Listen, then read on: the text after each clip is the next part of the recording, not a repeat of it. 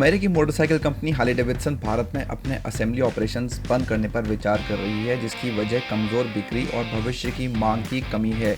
Media reports की माने तो ये आइकॉनिक ब्रांड ने सलाहकारों के जरिए हरियाणा के बावल स्थित किराए पर लिए अपने प्लांट में संभव आउटसोर्सिंग की ओर बढ़ रही है।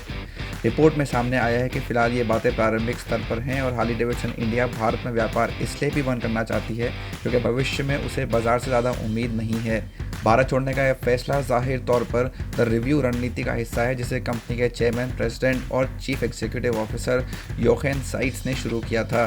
नई रणनीति में 50 बाजारों पर ध्यान लगाया जाएगा, जिनमें मुख्य रूप से नॉर्थ अमेरिका, यूरोप और एशिया पैसिफिक के कुछ हिस्से शामिल हैं, जहां कंपनी की बाइक्स का वर्चस्व है और भविष्य में भी बेहतर संभावनाएं हैं।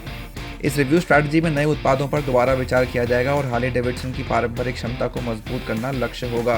कंपनी की वेबसाइट पर फ्यूचर मॉडल सेक्शन से हार्ले डेविडसन ब्रोंक्स और स्ट्रीट फाइटर को हटा दिया गया है, और जो नई और स्पोर्टी मोटरसाइकिलें होने वाली थीं।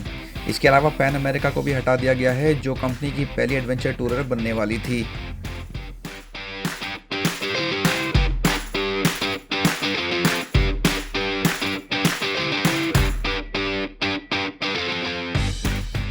ऑडी इंडिया 27 अगस्त 2020 को देश में अपनी सबसे दमदार एसयूवी RS Q8 लॉन्च करने के लिए पूरी तरह तैयार है।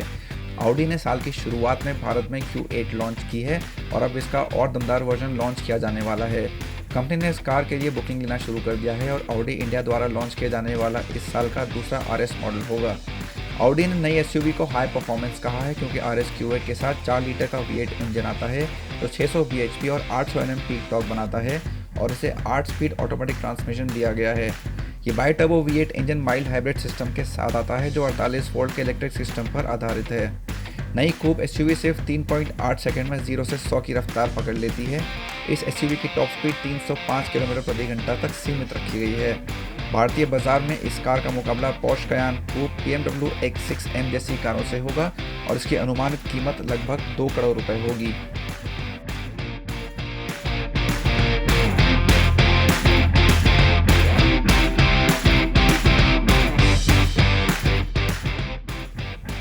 बेनेली इंडिया ने पुष्टि की है कि वो अगले कुछ महीनों में बाजार में 7 नई BS6 मोटरसाइकिल लॉन्च करेगी।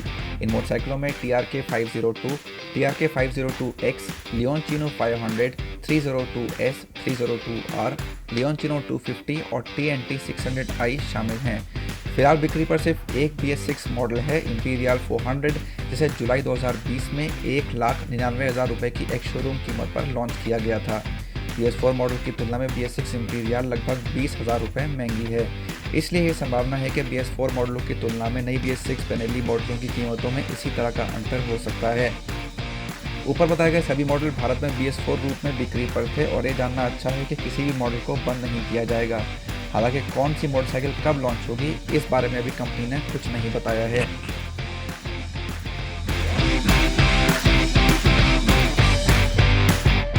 लेटेस्ट कार्स और लेटेस्ट बाइक्स आपको हमारे इस चैनल पे मिलेंगी, तो आप सब्सक्राइब करना ना भूलें।